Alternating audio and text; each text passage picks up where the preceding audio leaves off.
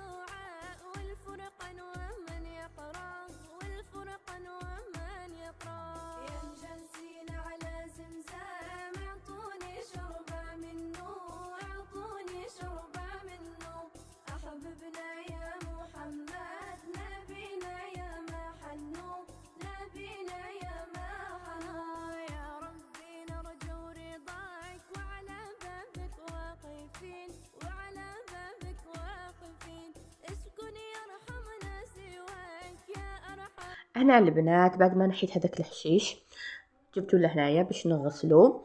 انا ما كنتش نعرف نحي، مي في هذه الاونه الاخيره علمتني عجوزتي هكا شويه شويه انواع تاع الحشيش.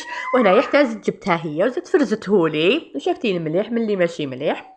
كما كنتوا تشوفوا البنات هذه الاكله معروفه في ولايه جيجل خاصه في الفصل الرابع باسكو يكون الحشيش طري. يسموها حاربيط وكان يسموها اربيط، كل واحد كلشي يسميها هنا في الولايه. وبالك في ولايات واحده اخرى يطيبوا هذه النوعيه. يخلوا لي اسم الاكله هذه في التعليقات. واش نقول لكم البنات، بنينه وصحيه كما يقولوا، فيها فائده غذائيه كبيره كبيره كبيره. اذا تعرفوا تنحوا الحشاوش هكا غير ما تراطيوش. كان يديروه بالكسره وكان يديروه بالطعام يفتلوه خشين. هذه هي البنات. هنايا جبتو غسلتو مليح، لازم تغسلوه.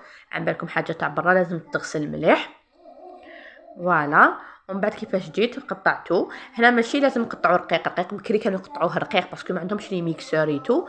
هنا انا قطعته نورمال، حطيت فيه قدره ما سخون، شعلت عليه النار ونبدا نرمي في الحشيش ديالي. ما تشوفوش هكا كيبالكم بزاف، بعد راح يذوب كيما السلق البنات. وفيه هنايا السلق سموم، واحد الانواع تاع الحشيش كل ولايه كيفاش تسميها، ما نقدرش نسميكم كامل الانواع. درت هنايا فول مدشش.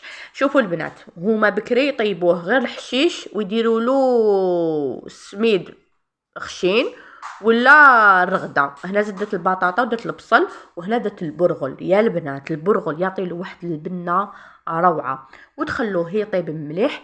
كي يطيب خلاص تعرفوه باللي طاب، ارحوه بالميكسور ومن بعد تقدموا هكا. انا نحبو بالكسره بيرسونيلمون، انا والزوج ديالي نحبوه بالكسره. ديروا له هكا زيت الزيتون. الله الله يا البنات واش نحكي لكم.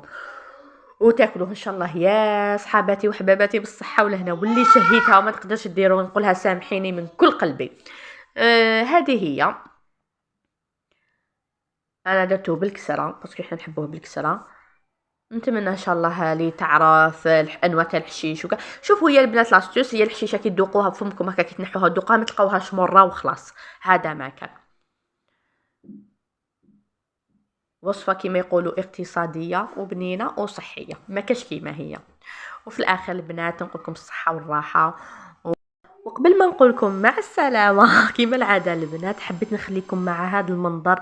تبارك الرحمن فيما خلق. هذا البوجغللو البنات لقيته مع الحشيش هذاك، سبحان الله حسيت به باللي جيعان. لقيت ورقه شلاضه عطيتها له ياكلها بصحته هو تاني. هذه هي البنات، نتلاقى ان شاء الله في اقرب الاجال. ويدوم ربي ان شاء الله قسطوكم ويخليكم المؤمن مع احبابكم ويخلي لكم صحتكم. مع السلامه.